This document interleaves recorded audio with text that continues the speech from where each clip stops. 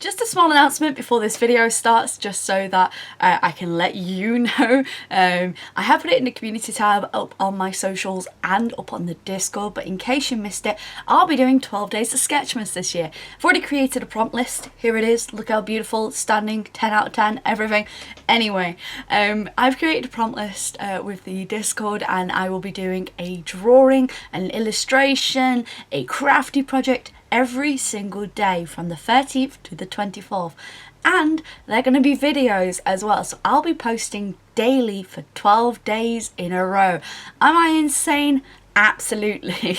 But I thought I'd let you know that that does mean that I will not be posting for the last week of the year. I'm going to give myself a small break from making content, and then when the new year 2021 starts, I have a lot of really fun projects I'm really excited to work with and of course show off to you guys.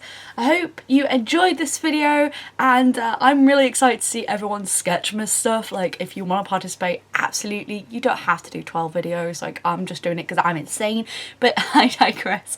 Hope you have a lovely day, enjoy the video, and I'll see you soon. So with that announcement over and done with, let's get into this week's video. This week I thought it'd be really fun to revisit one of my first ever challenges I did up on this YouTube channel about 4 or 5 years ago. Holy smokes, I've been doing YouTube for an awfully long time now. And I thought I'd do the free marker challenge.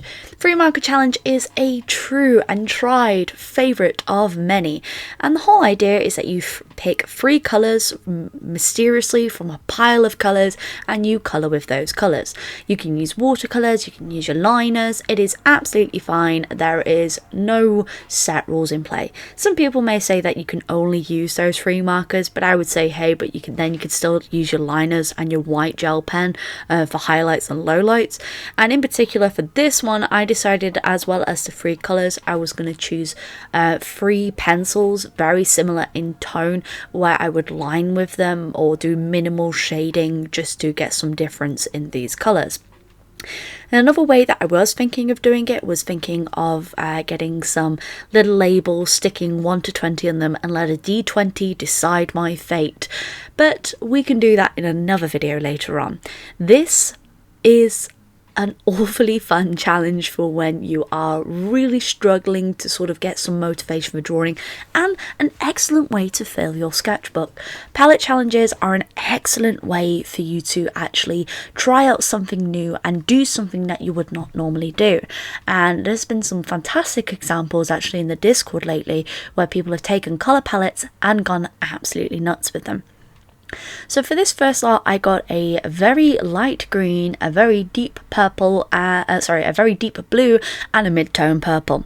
So originally I was thinking, okay, what can I do? I could have used the blue as the skin tone, I could have used the purple, but in the end I decided to go with green, because green was my lightest colour. It meant that I could build up the shadows with the purple and create a sort of like gradient effect that way.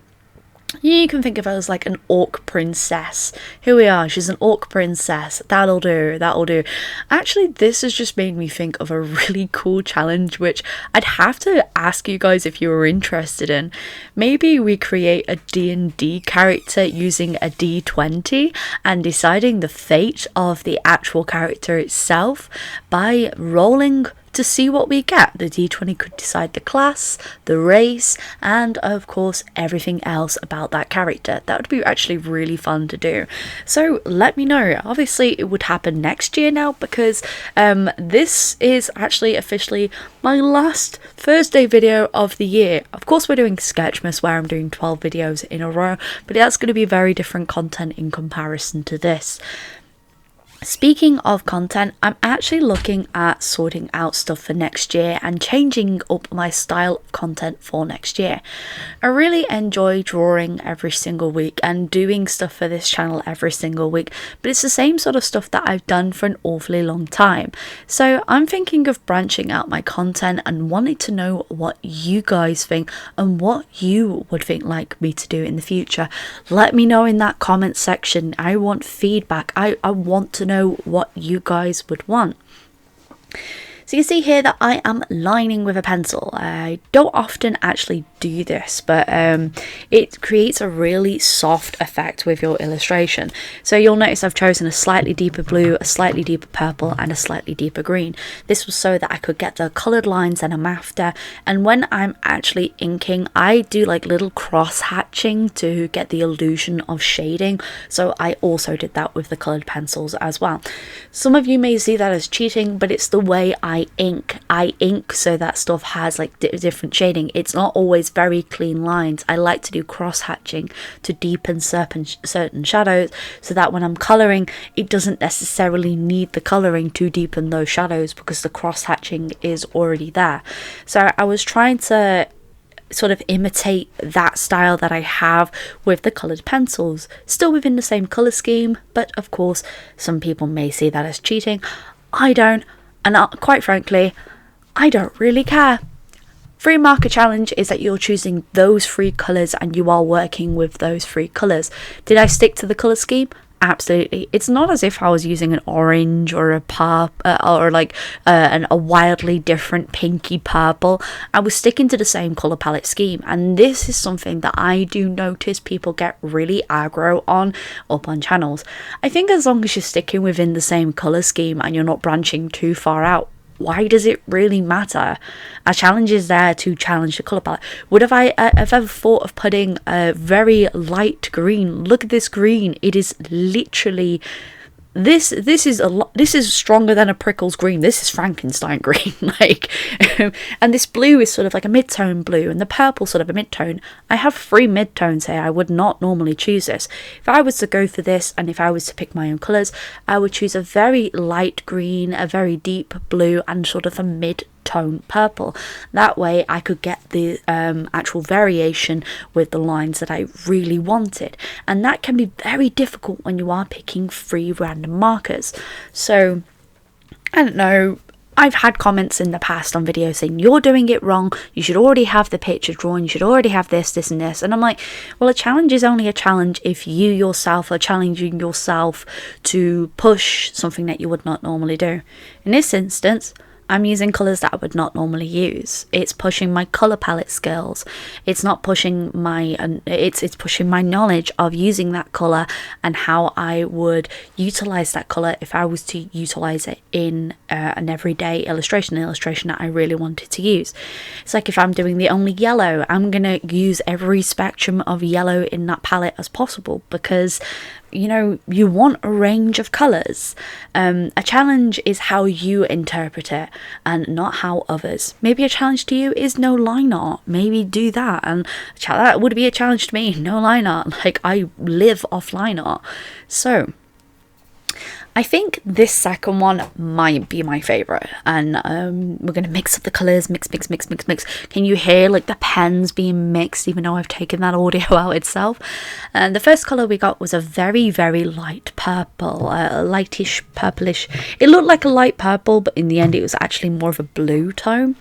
And the next colour that we got was this really beautiful, like deep plummy red. Oh, I love this colour so much. Like, I would wear that colour on like all over me.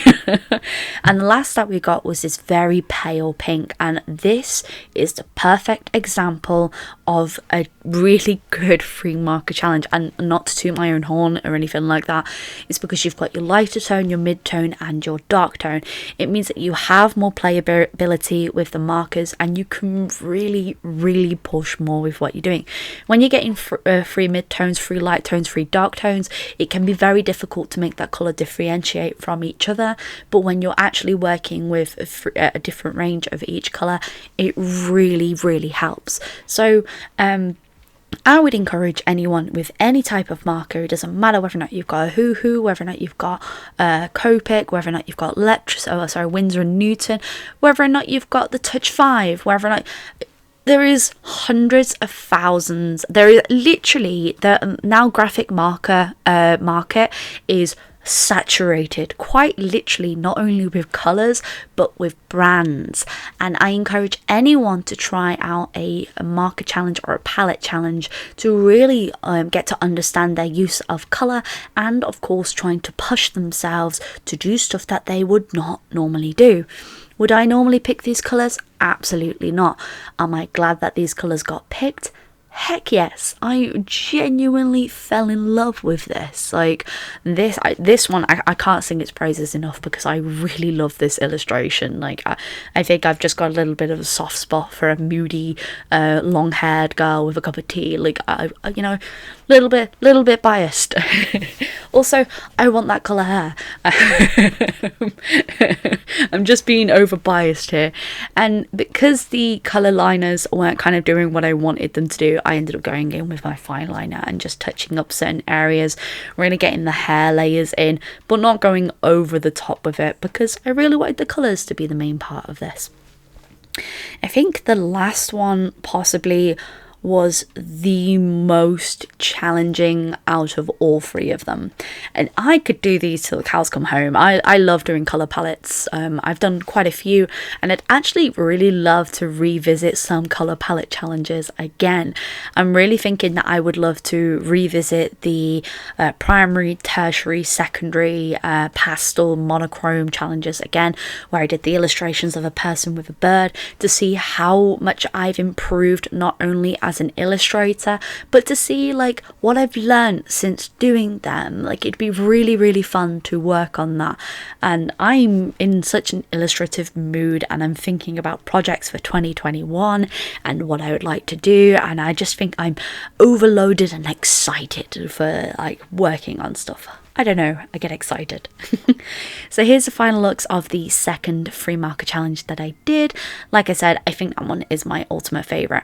So popping these colours back in, maybe they'll get a chance, mixing them up. You can just imagine like that as the mental, all like mental like sounds, and picking three colours out. And the first one we got was this neon orange, and I was like, oh dear, what is coming next? Like, oh no, what colour are we going to get next?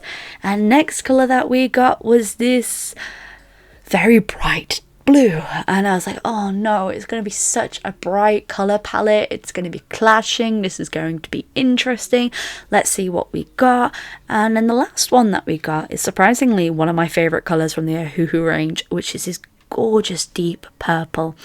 And I really struggled with this one at first because I was like, you've got two very neon-y tones and a very deep tone, so this was going to be the struggle.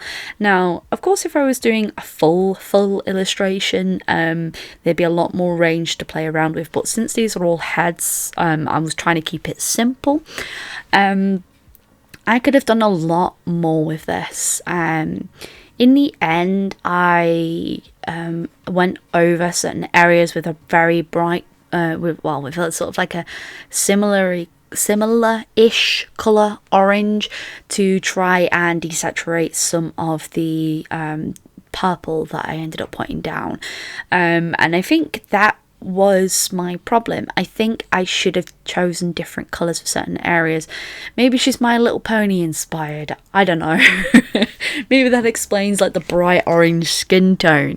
But this is possibly my least favourite out of the three, mainly because these three colours, they would work really well if they were different tones. The deep purple is absolutely fine. It is a really nice colour.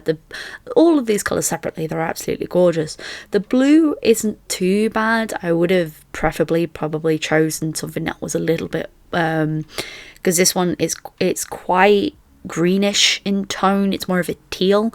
If it had like a sort of purpley tone to match the other, to match the purple that was there, that would have been absolutely fine. And maybe a lighter orange instead of this very vibrant, like very neon-y colour would have worked so much better. And this is where I ended up using a lot of the coloured pencils. So I kind of failed at this one, I would say. It wasn't fantastic. And I really tried just to use the pencils, and it just wasn't working, so we had to go in with a bit of quick fine liner just to sort of like solidify some of the shapes. Like I said, not my favourite, but I digress. You'll have to let me know which one of these is your favourite and which colour palette you would try out. I mean, if you have the Ohuhu markers, or if you have this marker range or a similar marker range, I suggest people trying it out. It was really fun. It was interesting, to say the least, and was sort of a really fun refresher for all the work that I've been working on at the moment. You'll have to let me know which one is your favourite in the comments section down below, and if you're taking part in a free market challenge, be sure to tag me. I'd love to see what you've done. I love palette challenges. I think they're absolutely fantastic.